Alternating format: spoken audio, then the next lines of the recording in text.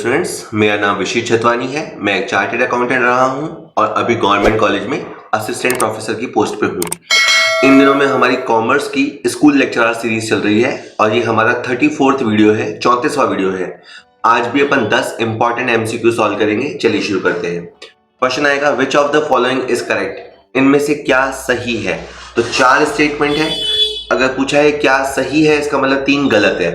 पहला स्टेटमेंट है, the dormant partner has to give a public notice regarding his retirement. एक प्रसुप्त साझेदार, आप यूं समझिए एक डॉर्मेंट पार्टनर है या एक स्लीपिंग पार्टनर है। एक स्लीपिंग पार्टनर है जिस आपको पता है कि वो फर्म के कार्यों में एक्टिवली पार्टिसिपेट नहीं करता। लाइन ये लिखी हुई है कि वो जब जाएगा, जब वो रिटायर होगा तो उसे पब्लिक नोटिस देना होगा। तो मैं कहूंगा नहीं, ये स्टेटमेंट रॉन्ग है। एक्चुअली देखो, पब्लिक नोटिस इसलिए दिया जाता है कि भाई अब मैं पार्टनर नहीं हूं, लेकिन वो एक्टिव पार्टनर था ही नहीं, उसके बारे में लोगों को पहले ही पता नहीं था। आप समझिए, एक्टिव पार्टनर जब जाता है तो उसे पब्लिक नोटिस देना बनता है कि भाई अब मैं जा रहा हूं, अब मैं इस फर्म का पार्टनर नहीं हूं, ताकि पब्लिक सोचे कि अब इस फर्म के साथ काम करना है या नहीं करना है। पर जहां तक बात है स्लीपिंग पार्टनर की, तो स्लीपिंग पार्टनर के बारे में तो पब्लिक को वैसे ही नहीं पता था, तो अब उनको नोटिस देके क्यों कंफ्यूज करना। सेकंड है, the asset and liabilities are marked on the new balance sheet at the new value when the memorandum revaluation account is opened। कहता है कि अगर हमने मेमोरेंडम रिवैल्यूएशन अकाउंट बनाया, स्टेटमेंट ये कह रहा है कि अगर हमने मेमोरेंडम रिवैल्यूएशन बनाया तो हम बैलेंस शीट में नई वैल्यूज को दिखाएंगे। ये बिल्कुल गलत है। हमें पता है कि 2 अकाउंट होते हैं, एक होता है रिवैल्यूएशन अकाउंट और एक होता है मेमोरेंडम रिवैल्यूएशन अकाउंट। अगर हम न्यू वैल्यू को दिखाना चाहते हैं, अगर हम न्यू वैल्यूज को दिखाना चाहते हैं तो हमें रिवैल्यूएशन अकाउंट बनाना होता है, और अगर हम ओल्ड वैल्यूज पे कंटिन्यू करना चाहते हैं तो हमें मेमोरेंडम रिवैल्यूएशन बनाना होता है। तो ये जो स्टेटमेंट इन्होंने लिखी है वो गलत है। थर्ड में लिखा है, सारे के सारे अक्यूमुलेटेड प्रॉफिट्स और रिजर्व जो है वो P&L एडजस्टमेंट में चले जाते हैं जब एडमिशन होता है। ओके, आप भी जानते हैं कि जब भी किसी पार्टनर का एडमिशन होता है तो जो भी हमारे पास अक्यूमुलेटेड मतलब इकट्ठे किए हुए प्रॉफिट्स होते हैं या जो भी रिजर्व्स होते हैं, अनडिस्ट्रीब्यूटेड प्रॉफिट्स होते हैं, वो पार्टनर्स कैपिटल अकाउंट में चले जाते हैं, न कि P&L एडजस्टमेंट में। तो ये स्टेटमेंट भी रॉन्ग है। तो वैसे तो फोर्थ अपने आप ही सिलेक्ट हो गया, पर बाय द वे फोर्थ भी सुन लेते हैं। The retiring partner can claim his share of profit in the entity even after his retirement in case of his accounts are not settled. तो सुनने में आपको गलत लगता है, सुनने में क्या लगेगा कि एक रिटायर पार्टनर रिटायरमेंट के बाद भी प्रॉफिट पे क्लेम कर सकता है। तो आपको लगेगा कि भाई एक बार जब वो रिटायर हो गया तो क्लेम कैसे कर सकता है, लेकिन ये कंडीशनल है और इसमें कंडीशन गिवन भी है कि अगर मान लीजिए कि ABCD की फर्म में से अगर D चला गया और इसका अकाउंट अगर सेटल नहीं हुआ, दैट इज इसका जो हिसाब बनता है, इसका जो ड्यू अमाउंट बनता है वो हमने इसका पेमेंट नहीं किया, तो D के पास 2 ऑप्शन बनेंगे। या तो D अपने अनसेटल्ड अमाउंट पे जो उसका ड्यू अमाउंट है उस पर इंटरेस्ट ले सकता है और वो चाहे तो प्रॉफिट क्लेम कर सकता है। ये एक सेक्शन 37 होता है, उसके तहत उसको एक पावर दी हुई होती है कि या तो वो 6% इंटरेस्ट ले ले या अपनी कैपिटल के रेशियो में प्रॉफिट पे क्लेम करे, और वो भी उसके लिए जो बेनिफिशियल हो। तो ये बात सही बनी कि एक रिटायर हो चुका पार्टनर भी रिटायरमेंट के बाद प्रॉफिट्स पे क्लेम कर सकता है अगर उसका हिसाब अनसेटल्ड है। अगर तो ये वाली बात जो लिखी है बिल्कुल ट्रू है। ठीक है सर, बाकी तीनों अनट्रू है। नेक्स्ट क्वेश्चन देखते हैं। The opening inventory was 29,000 and the closing stock was 31,000. The sale amount was 3 lakh. GP was 25% on the cost. Inventory turnover ratio. Okay. तो आपसे पूछा है इन्वेंट्री टर्नओवर रेशियो, तो ये आपको कॉस्ट पे निकालना चाहिए। अगर पॉसिबल है तो इसकी कैलकुलेशन कॉस्ट पे करनी चाहिए। तो ऊपर आएगी कॉस्ट और नीचे आएगा एवरेज स्टॉक। ठीक है, मैं थोड़ी बातें और इसमें बोलूंगा। देखिए, इसमें 29,000 का ओपनिंग स्टॉक है और 31,000 का क्लोजिंग स्टॉक है, तो आप इसका स्टॉक एवरेज करेंगे तो वो 30,000 आ जाएगा, तो उसमें कोई दिक्कत है ही नहीं।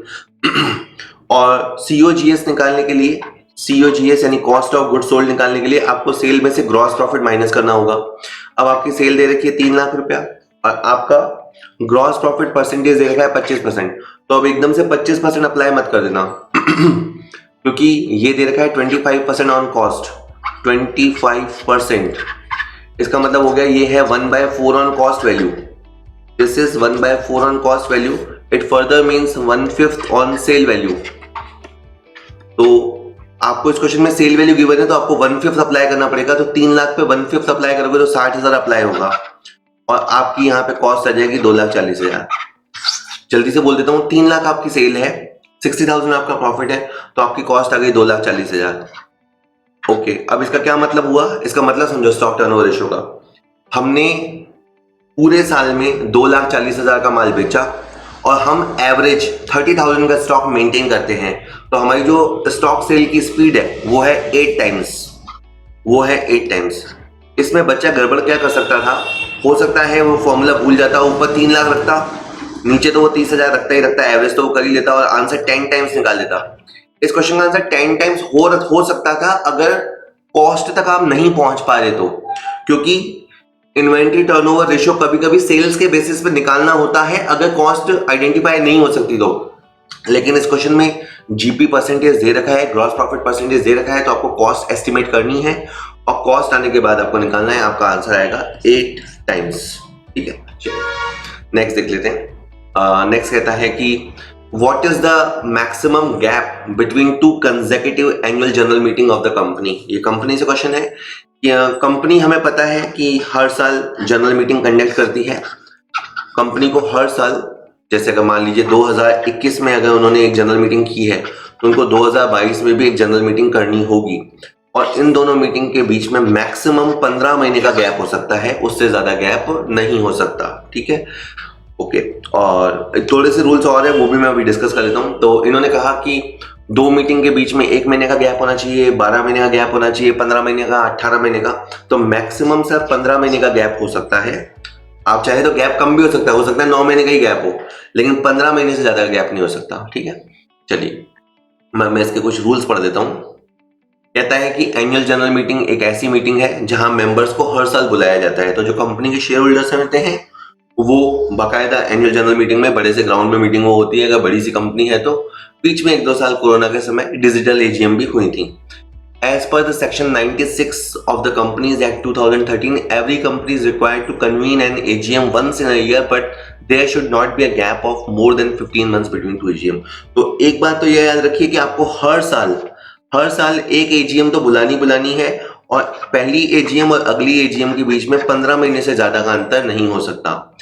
इसके अलावा ये पहली बात है कि जो आपकी फर्स्ट AGM है वो फर्स्ट एजीएम आपको कब बुलानी है? तो मान लीजिए कि आपके फाइनेंशियल ईयर एंड होता है 31 मार्च 2021 को, तो आपको 9 महीने के अंदर पहली एजीएम बुलानी पड़ेगी। तो यानी जो फर्स्ट एजीएम है उसमें आपको 9 महीने का समय मिलता है, लेकिन आपकी कोई और एजीएम है, यानी अगर मान लीजिए 31 मार्च 2022 को आपका ईयर खत्म हुआ तो उसके बाद आपको 6 महीने का ही समय मिलेगा। ठीक है, तो ये आपको याद रखना है कि फर्स्ट एजीएम आपको फाइनेंशियल ईयर एंड के 9 महीने के अंदर बुला लेनी है और इसके बाद की जो सब्सिक्वेंट एजीएम्स होती हैं वो फाइनेंशियल ईयर एंड होने के 6 महीने के अंदर बुला लेनी है। तो एक साथ, वैसे मैं आपको बताऊं, एक साथ एजीएम बुलाने के रूल ये है कि एक साथ आपको तीनों कंडीशन पूरी करनी होती है। मैं रिपीट कर रहा हूं, हर साल एक एजीएम हो जानी चाहिए, दो के बीच में 15 महीने से ज्यादा गैप नहीं होना चाहिए और जहां फाइनेंशियल ईयर एंड होता है जो जनरली मार्च में होता है वहां से लेके 6 महीने के अंदर एजीएम हो जानी चाहिए। हालांकि रजिस्ट्रार जो है वो आपको स्पेशल सर्कमस्टांसेस में 3 महीने एक्सटेंशन की परमिशन दे सकता है कि अगर 6 महीने में नहीं हो पा रही तो 3 महीने वो और दे सकता है। फर्स्ट एजीएम में वो एक्सटेंशन नहीं दे सकता क्योंकि फर्स्ट एजीएम में तो ऑलरेडी एक्सटेंशन है, पर बाकी जो सब्सिक्वेंट मीटिंग्स है उसमें वो 3 महीने का एक्स्ट्रा टाइम दे सकता है अगर ऐसी कंडीशंस वारंट करती हैं, कंडीशंस ऐसा कहती हैं तो। ठीक है, चलिए ओके। और इस एजीएम में होगा क्या? इस एजीएम में फाइनल अकाउंट्स रखे जाते हैं। ठीक है, उनको मतलब कहीं एक्सेप्ट किया जाता है, फाइनलाइज किया जाता है। फाइनल तो वो रखे रहते हैं, एजीएम सबके सामने रखे जाते हैं और उनसे एक्सेप्ट कराए जाते हैं। बोर्ड रिपोर्ट रखी जाती है, डायरेक्टर्स रिपोर्ट होती है, उस पर कंसिडरेशन होना होता है, वो होता है। अगर डिविडेंड का डिक्लेरेशन होना है तो वो होता है। तो ये सब उसका एजेंडा है। मैं एक बार हिंदी में पढ़ देता हूँ, आप ये लास्ट पॉइंट में देखिए कि इस वार्षिक साधारण सभा यानी एजीएम में क्या होगा, जो कंपनी के फाइनल अकाउंट्स होते हैं जो सेक्शन 129 में बनते हैं उनको प्रस्तुत किया जाता है। जो बोर्ड रिपोर्ट है, जो डायरेक्टर्स की रिपोर्ट है और जो ऑडिट रिपोर्ट है उस पर डिस्कशन होता है और अगर डिविडेंड डिक्लेयर करने का मन है तो वो डिविडेंड डिक्लेयर किया जाता है। ये सब ऑर्डिनरी बिजनेस कैटेगरी में आता है। ठीक है, नेक्स्ट क्वेश्चन कहता है मैनेजमेंट ऑडिट इंक्लूड्स, तो ऑडिट के बहुत सारे टाइप होते हैं आपके, फाइनेंशियल ऑडिट हुआ, कॉस्ट ऑडिट हुआ, मैनेजमेंट ऑडिट हुआ। तो मैनेजमेंट ऑडिट में क्या होता है, तो देखिए हमारे मैनेजर्स कितना ढंग से काम कर रहे हैं उनका ऑडिट होता है मैनेजमेंट ऑडिट। अब वो 3 एस्पेक्ट में होता है। पहला एस्पेक्ट है एफिशिएंसी ऑडिट, कि अगर मैं आपको कोविड का एग्जांपल दूं, मान लीजिए कि जब कोविड आया था तो, और मान लीजिए कि गवर्नमेंट है और गवर्नमेंट को संभालने वाला मैनेजमेंट है, मतलब जो ब्यूरोक्रेसी होती है वो है। तो अब इसको एग्जांपल लेते हुए चलते हैं ना, तो ये मैनेजमेंट कितना अच्छे से काम कर रहा है, इसका पहला क्राइटेरिया ये है कि सारे रिसोर्सेज का एफिशिएंसी से यूज हो रहा है क्या। समझिए, जितना भी मैन पावर है, जितना भी मनी है, जितने भी प्लांट है, जितना भी लॉजिस्टिक है, उन सब का प्रॉपरली, कुशलता से, एफिशिएंटली प्रयोग हो रहा है या नहीं। तो पहले तो ये चीज चेक की जाएगी। दूसरी है प्रोप्राइटरी ऑडिट। प्रोप्राइटरी ऑडिट में 3 चीजें चेक होती है। एक तो बुद्धिमानी से काम हुआ है या नहीं, मतलब हमारे जो मैनेजमेंट है उसमें इंटेलिजेंसी का यूज हुआ है या नहीं। दूसरा निष्ठा, दैट इज उन्होंने इंटीग्रिटी, ईमानदारी से काम किया है नहीं है। देखिए, एक होता है इंटेलिजेंट होना और एक होता है ईमानदार होना, ये दोनों बातें एक नहीं होती है। तो हमारा मैनेजमेंट ईमानदारी से काम कर रहा है या नहीं। और तीसरा है मितव्ययी।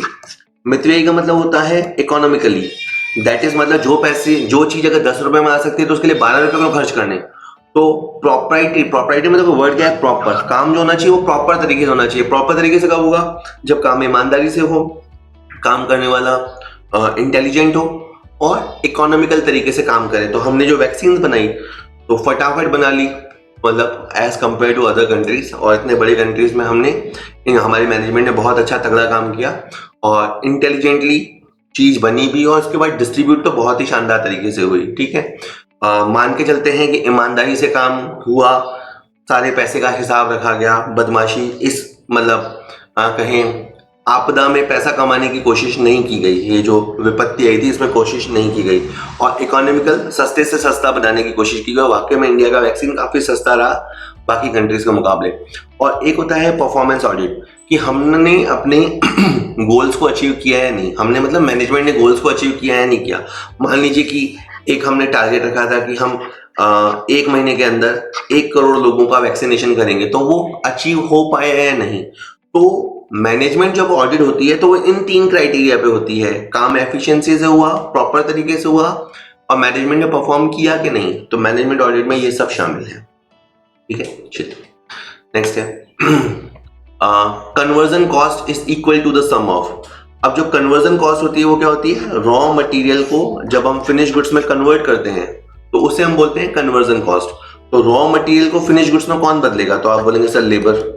बिल्कुल, जो हमारा मैन पावर होता है, लेबर और फैक्ट्री ओवरहेड, इन चीजों की मदद से रॉ मटेरियल को फिनिश गुड्स में कन्वर्ट किया जाता है। तो conversion cost CC, conversion cost equal to direct labour cost plus factory overhead. इसमें पहला ऑप्शन दे रखा है कि मटेरियल प्लस फैक्ट्री, नहीं, गलत है। दूसरे में दे रखा है मटेरियल एंड वेजेस, गलत है।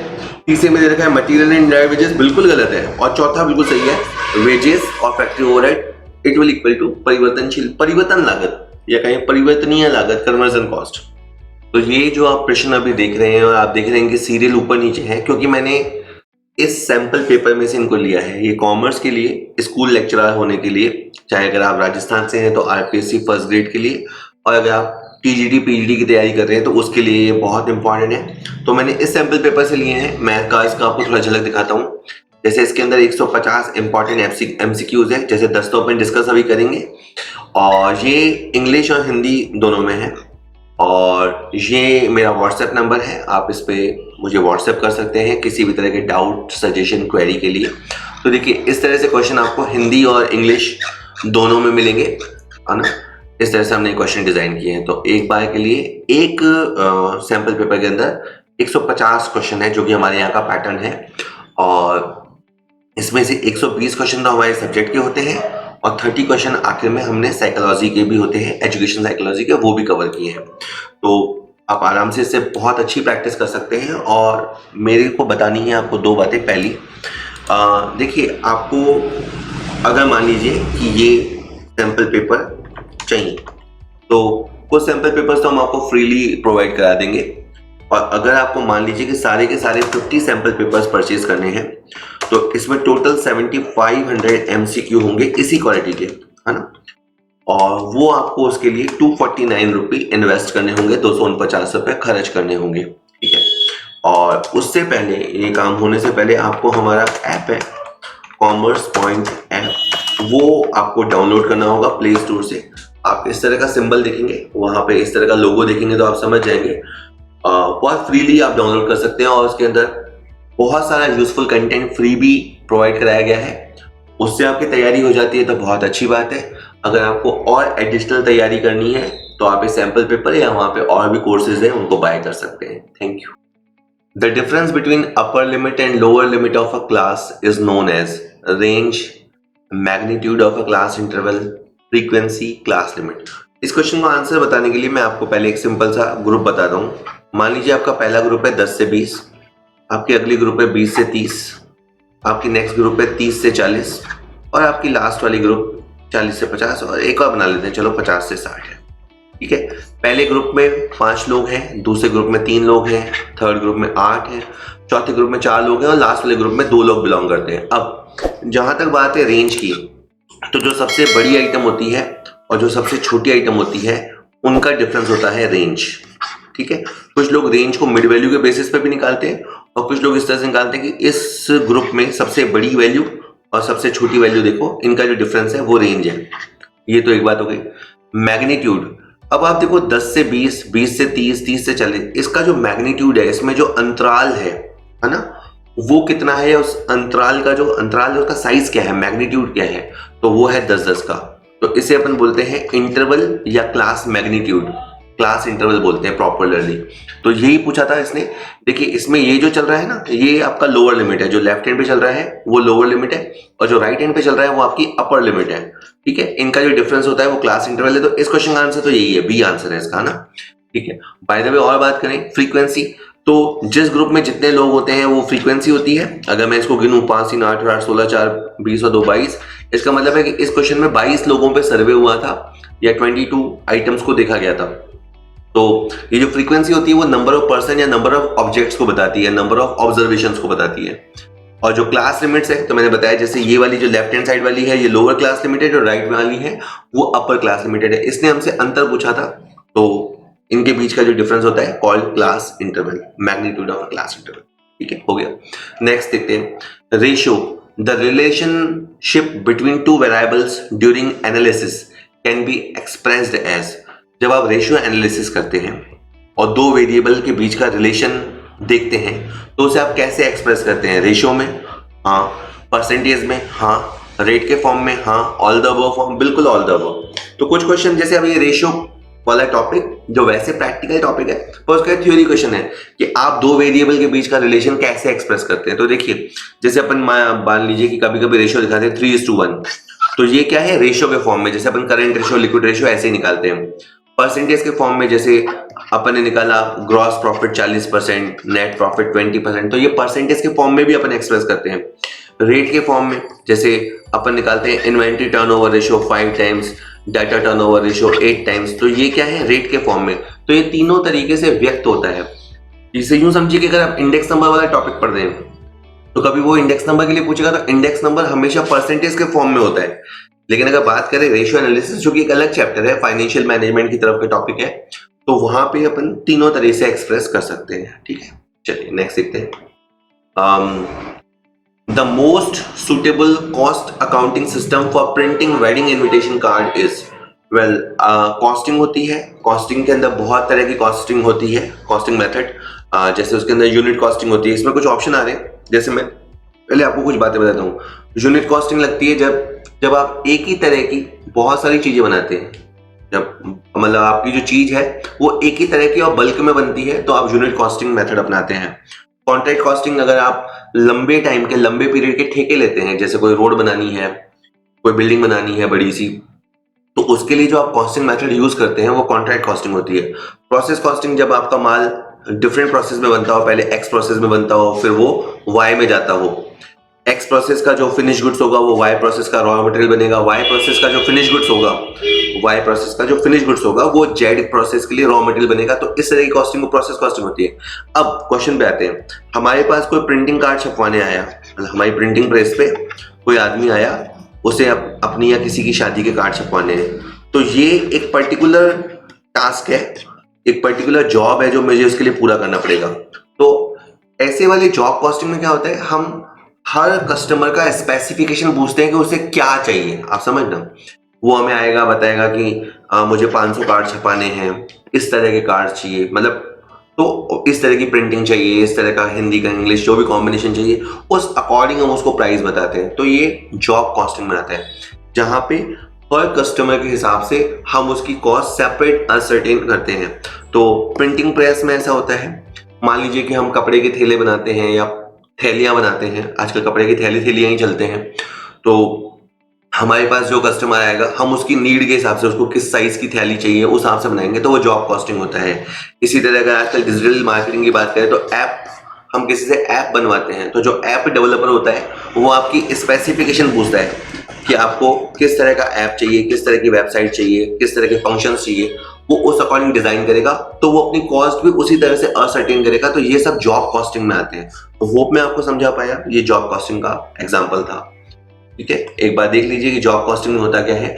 Job costing is an accounting method designed to help you track the cost of an individual project. इसमें क्या होता है, अपन बहुत सारी वस्तुओं की कॉस्ट एक साथ नहीं निकालते। हमारे लिए हर कस्टमर अपने आप में एक जॉब है, हम उसे पूरा करते हैं, उस प्रोजेक्ट को हम पूरा करते हैं। इसमें हम डायरेक्ट और इनडायरेक्ट कॉस्ट दोनों का ध्यान रखते हैं, और बेसिकली वही तीन चीजें ही होती है, material, labour, overhead. Main element of cost ये तीन ही होते हैं। जॉब कॉस्टिंग में भी ये तीन मेन रोल प्ले करते हैं। ठीक है, next break even point. Even तो लिखना ही भूल गए। ब्रेक इवन पॉइंट क्या होता है, तो आप देखिए ब्रेक इवन पॉइंट को दो तीन तरह से डिफाइन कर सकते हैं। वो पॉइंट जहां पे हमारी सेल बराबर टोटल कॉस्ट की हो जाए, जहां सेल और टोटल कॉस्ट बराबर होता है वो ब्रेक इवन पॉइंट होता है।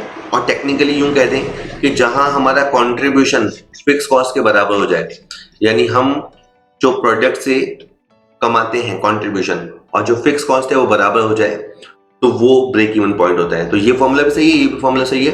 अब आप समझो कंट्रीब्यूशन आप कैसे निकालते हैं। जब आप सेल को पीवी रेशियो से मल्टीप्लाई करते हैं, जब सेल को आप पीवी रेशियो से मल्टीप्लाई करते हैं तो आता है कंट्रीब्यूशन। तो मैं कंट्रीब्यूशन की जगह लिख देता हूं सेल इनटू पीवी रेशियो।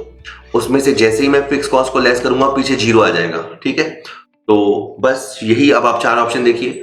पहले ऑप्शन में लिखा है sale multiply P V ratio minus variable cost, गलत है, मुझे माइनस में फिक्स कॉस्ट लेनी है। तो ये मेरा आंसर हो जाएगा सी। आप चारों ऑप्शन देखेंगे तो आप समझ जाएंगे जो सी पॉइंट है, सी पॉइंट में जो कंट्रीब्यूशन होगा उसमें से फिक्स कॉस्ट हटाओगे तो पीछे की तरफ जीरो आ जाएगा, और जो जीरो आ जाएगा तो वही आपका ब्रेक इवन पॉइंट होगा। ठीक है, पीछे इनको जीरो लिखना चाहिए था। चलिए ठीक है। नेक्स्ट है, इनफैक्ट ये लास्ट भी हो सकता है।